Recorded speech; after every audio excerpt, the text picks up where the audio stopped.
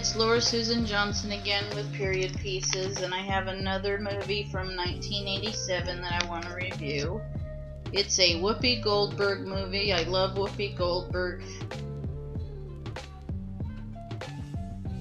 And this is called Fatal Beauty, and it is directed by Tom Holland, director of such fabulous movies such as Child's Play, Fright Night, and The Langoliers. How does he do with crime drama? Well, in all honesty, not too bad. We have Whoopi Goldberg playing Detective Rita Rizzoli, Sam Elliott as Mike Marshak,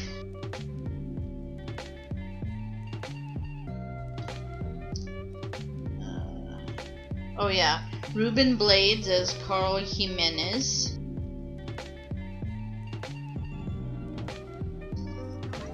Harris Yulin as Mr. Kroll,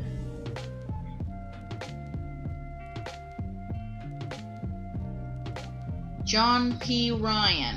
Now that's the name that I was talking about in my last review, 3 O'Clock High.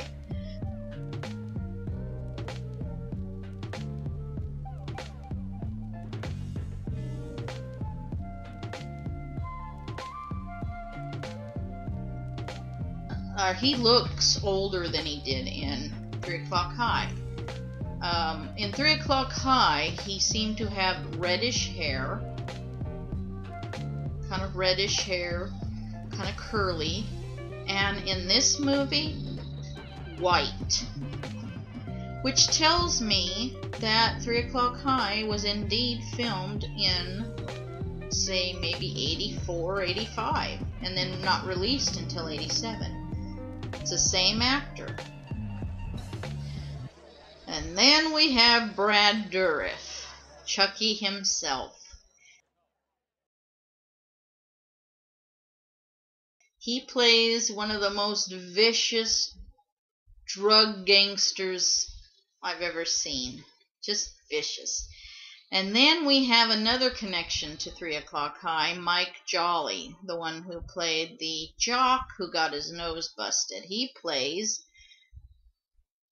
Brad Dourif's sidekick, Earl. Earl is as crazy as... he's crazier than Brad Dourif's character. He actually has a scene where he eats a glass. That is the craziest thing. I mean, oh God, what a nuthead.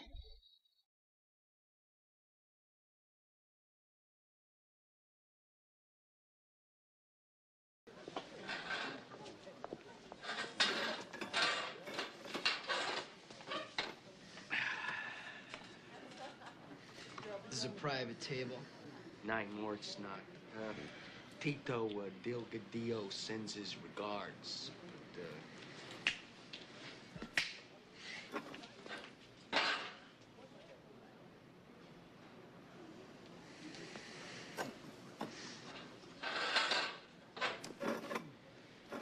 Get lost. Earl?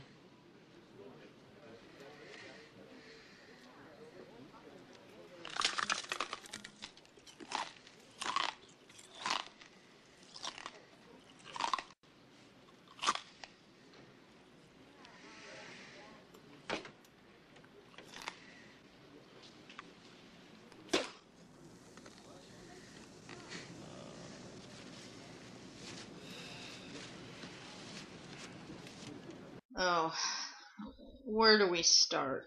And then we have Jennifer Warren, a very underused actress.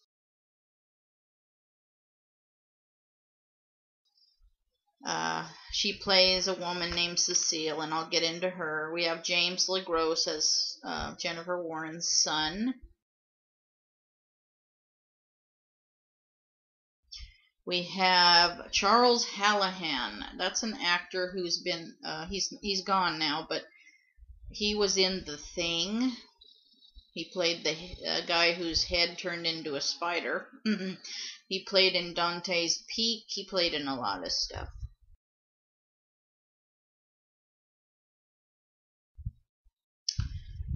David Harris, kind of an unknown.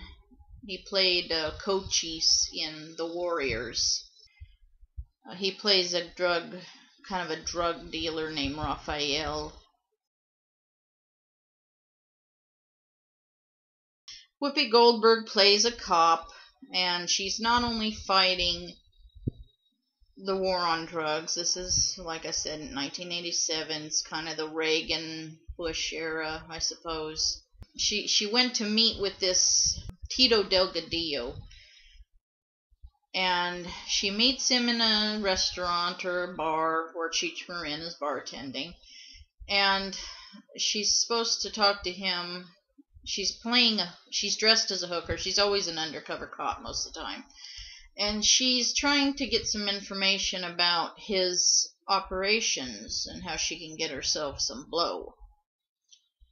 And one of her hooker girlfriends, who always gives her good tips on who to find and who to arrest and stuff, she's being beaten up by her pimp or her boyfriend, and so instead of just kind of concentrating on her work, Whoopi wants to help her friend, and so she screams at the boyfriend to stop hitting her, and hey, we're talking over here, this is a restaurant, why don't you take that outside? And the guy mouths off to her, and Whoopi Goldberg has a thing about being called a bitch. I mean, nowadays, women being called a bitch, I mean, we barely bat an eyelash, but in this movie, Whoopi Goldberg's character really hates being called a bitch. So she gets up, she just totally forgets about her, I'm not going to say mission, but her assignment, her duty. She leaves that drug dealer sitting there. She storms outside after the couple that are beating each other, or yeah, she's getting beat up. That guy's doing all the beating. And pulls her gun on him and says, stop hitting her. And he's like, fuck you. And I guess he starts beating her up next. Whoopi's getting beat up by this really class act of a guy. And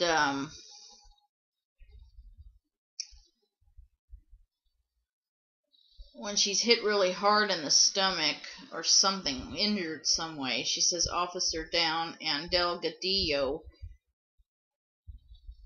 overhears her say that, and he takes off running. And he thinks he's in the clear. And some Hispanic kids are sitting nearby, and they see her purse flopped, a few feet away from her because she was thrown down so violently. And they, of course, take all the money she intended to give Delgadillo for his dope so that she could get a lead on him.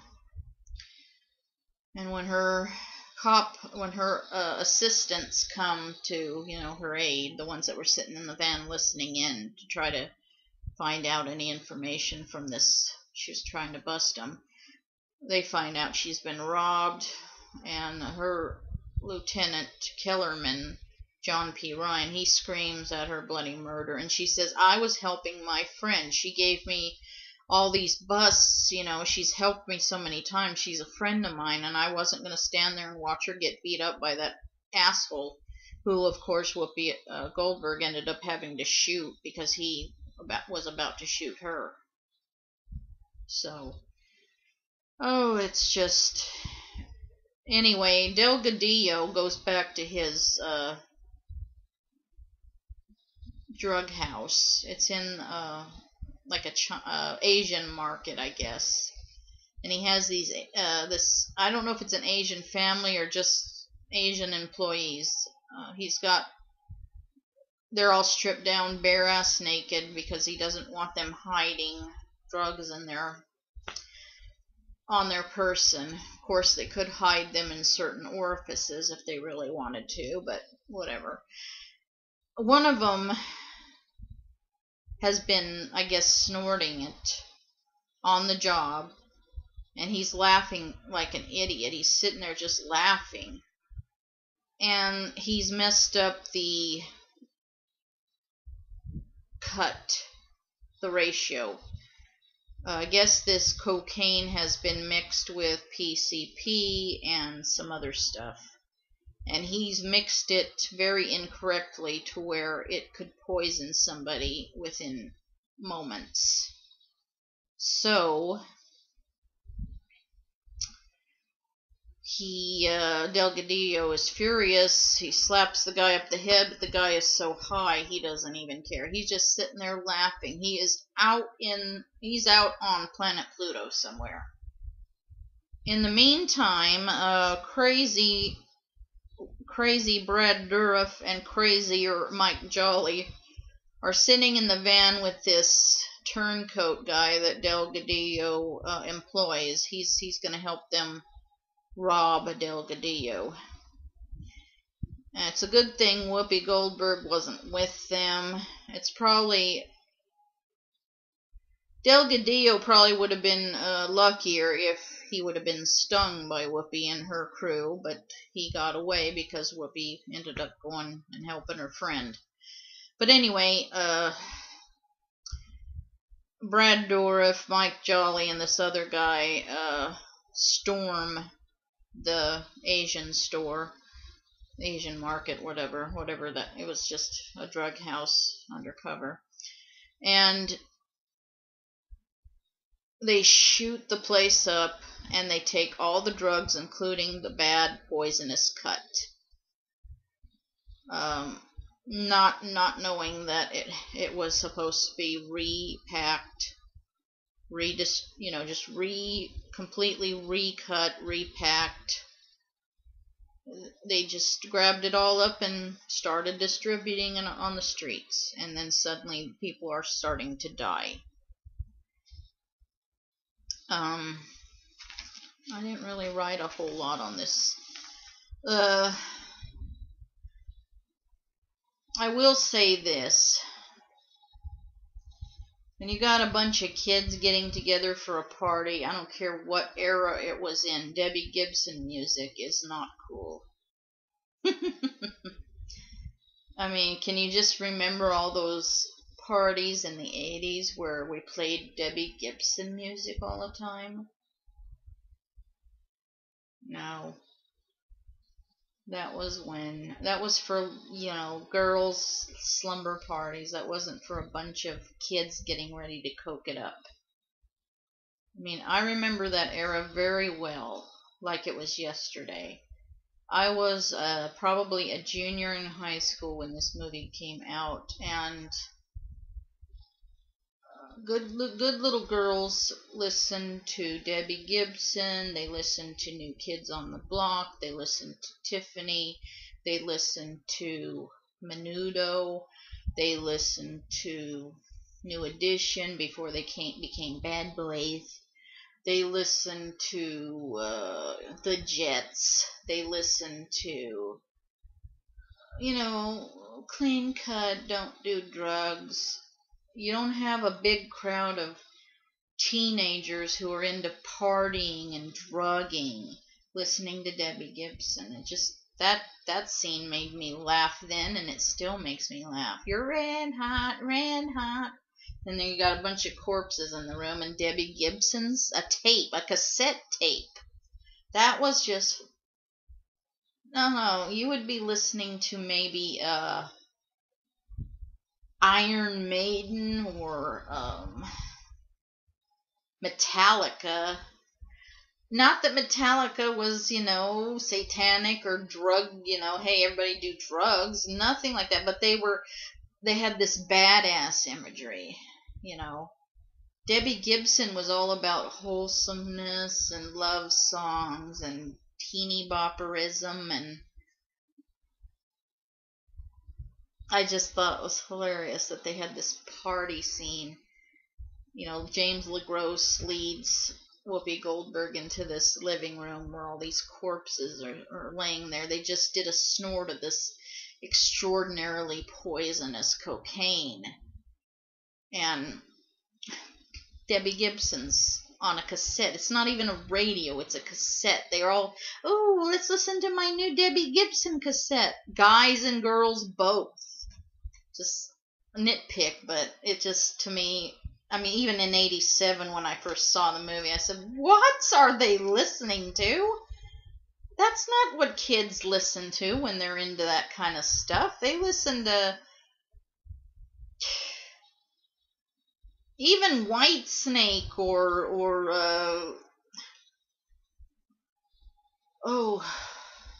there were so many they could have done. And they picked Debbie Gibson. It's just bizarre. Anyway, spending too much time on that shit. There was a scene where it was a really intense scene where this guy comes out of Whoopi Goldberg's friend's house, the hooker. I guess he must have been a client. She was working out of her house. He was this really big, heavy-set, tall guy, and he was obviously really hopped up on the stuff. And like I said, it had a cut of PCP in it. And he had a gun on him, and he shot one of the officers, and they were shooting at him, and he would not go down. And PCP, I mean, that's a scary drug. People will keep walking. People will keep coming at you, hitting you. It's like it makes them into zombies almost. I mean, live zombies, of course, but, it's not like the bath salts where it makes them weird. But it makes them almost superhuman for a brief time until the bullets actually take them down. And it was really scary. I mean, this guy just would not quit coming at them. So they shot him and shot him and shot him. And it was really intense. And then Whoopi Goldberg goes in the house, and the hooker is, obviously, she snorted enough to kill her, and they tried to revive her, and they couldn't. The James LaGrosse part of the story. He starts off as a real nasty, cocky little shit. And then Whoopi Goldberg finds that her house has been broken into. But there's no one there but James LaGrosse. He's just kind of laying on her couch, kind of rolled up in a ball, and she's like, what are you doing in here, Zach? And he's like, they're all dead. And he takes her to the house, and there's all those corpses. And it turns out that he got this bag of poisonous cocaine. They talked to Zach for a while, and they're like, where do you get your drugs? Because he had gone to jump into the pool and swim while everybody else snorted. He comes back in the house, and everybody else is just laying there dead. So he comes over to Whoopi's house, and he asks her to please help. Where did you get your drugs, Zach? From Cecile. And who is Cecile? My mom. That's Jennifer Warren. And the other great scene is Whoopi goes over to Cecile's house, and they have the best. It's not a cat fight. Nobody's gawking and saying "woo woo cat fight." It's an all-out duke 'em, punch them through a window, punch them into a swimming pool. You lay your hands on me one more time, you'll wish to hell you hadn't. But Whoopi Goldberg's not going to be intimidated. She's a good cop. I loved the character. She's really great. So she kicks Jennifer Warren's ass. And then Jennifer Warren just completely does a 180, and she says, I'll tell you who it is that sold me those bags of drugs. And it turns out to be the guy who Mike Jolly chewed the glass in front of. I would say this kid, he's a good-looking kid, but he looks like the love child of Hayden Christensen and Michael Biehn. Wears a white turtleneck, just blonde, pretty boy. Very, very, I mean, it's like Does he do any of those drugs? Because he certainly doesn't look like it. And then he hangs around with this Billy Idol kind of guy. And it's really funny. And the whole thing kind of culminates in this mall scene where I guess somebody's planning on mowing. Oh, it's Mr. Kroll. Now, Mr. Kroll, I know this thing is all over the place. Mr. Kroll is basically, every time Whoopi Goldberg finds another clue or has another victim to have to deal with, it always leads to somebody named Kroll. A guy who used to be just a regular citizen, and suddenly now he's building shopping malls. He's supporting supporting hospitals, donating to all these charities, just thousands upon tens of thousands of dollars. Where to get all this money all of a sudden? And Rita, Whoopi Goldberg's character, thinks that he's a major drug runner, drug dealer, drug lord. And he lives in a mansion. He swims in extravagant pools. You know, he has all these servants and employees, and one of them is, I haven't talked about Sam Elliott, Mike Marshak. For some reason, Mike Marshak has this intense interest, protective instinct towards Rita Rizzoli. And I didn't really feel the chemistry, you know, the romantic chemistry. I did appreciate the team that they ended up making. I appreciated the way he finally saw the light. You know, when she tried to say, you know, the money you make is drug money. You're being employed by a drug dealer, a drug lord. You think that's honest money. You're just some kind of, you know, security guard on his property, but you're still employed by a man who sells drugs to kids and kills them, you know. And the romance stuff I didn't care for. Sam Elliott could have been another Nellie, you know. Again, non-essential love interest. Is that what I mean? Yeah, Nellie. Non-essential love interest. But the teamwork and the way that they fought off those crazies, Brad Dourif and Mike Jolly, proved to be very valuable. I mean, it just, because, you know, Rita Rizzoli could, sometimes she's like, get away, Marshak, I don't need your help. And it would turn out, yeah, she's being watched, she's being followed, she's being trailed, she's walking into a trap, and Marshak's there. It's not like a Prince Charming kind of a thing, or, you know, knight in shining armor thing. It's just that Rita's got a lot of anger in her towards Marshak because he works for her enemy. And I say her enemy because she's not only fighting a war on drugs in general, she's fighting a very personal war on drugs. And after those teens are all found dead in that living room, she also gets a phone call that a bunch of, like, grade schoolers are dead. You know, kids as young as 10, 11, 12 are taking these, you know, they're snorting these drugs, they're experimenting with these dangerous, dangerous drugs too. We've known that for ages now.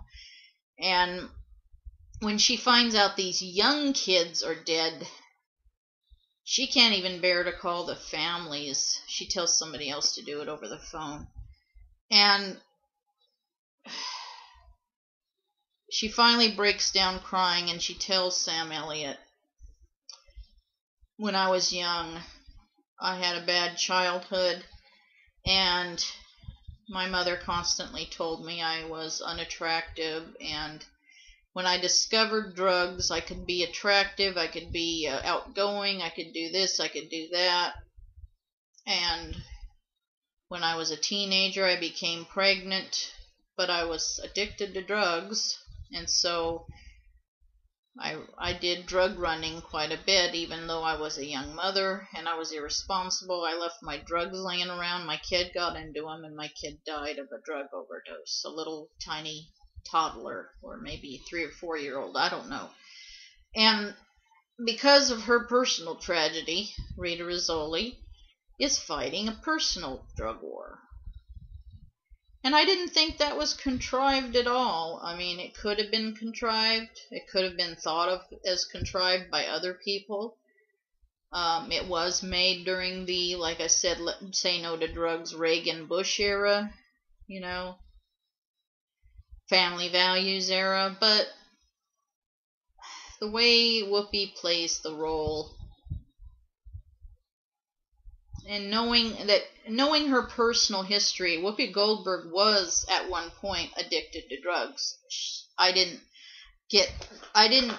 really see anything about the reasons why in her biography, but during her early stand-up days, or maybe prior to, she was addicted to drugs. So,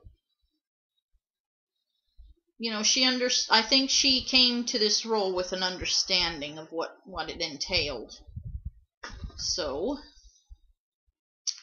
anyway, I think it's a rather good movie. I mean, you know, I don't care about the romance with Marshak and Rizzoli. It's doesn't bother me. I usually just whatever. But most of the movie is shoot 'em up. Good action, good crime drama, very amusing Brad Dourif, very amusing Mike Jolly, and even amusing Whoopi Goldberg when she dresses in her hooker outfits with this. Oh, the outfits. Not just the hooker outfit. She has this great big frizzy blonde wig. And these glasses, I've seen these glasses. I even want them. They have red fingernails on the side of them. They're very funny. And the other outfit I thought was hilarious. I don't want to buy it. Is, oh my God, this frumpy ass, just this dress. It's so frumpy, and the wig is awful. It's like, you're going out on a date in that. No wonder he asked her that. That is a hideous outfit. Whoopi, you can... Who in the hell wanted her in that outfit? I mean, you're going undercover. That is the most conspicuously dumpy outfit. But, whatever.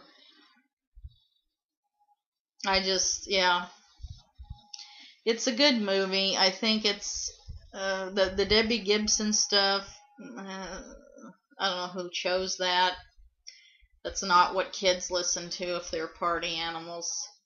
Especially if there's boys there. They do not listen to Debbie Gibson. If you had New Kids on the Block on that thing, they would have taken the whole radio and just thrown it on the floor and stomped on it.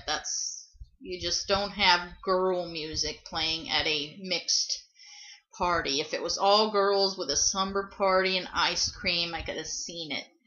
Sorry to harp on it, but it just cracks me up every time I watch it. Red hot. I just die inside. It's a good movie. I think I'm gonna give it a good solid 8 or an 8.5. And let me know what you think of it in the comments section. That's all for now.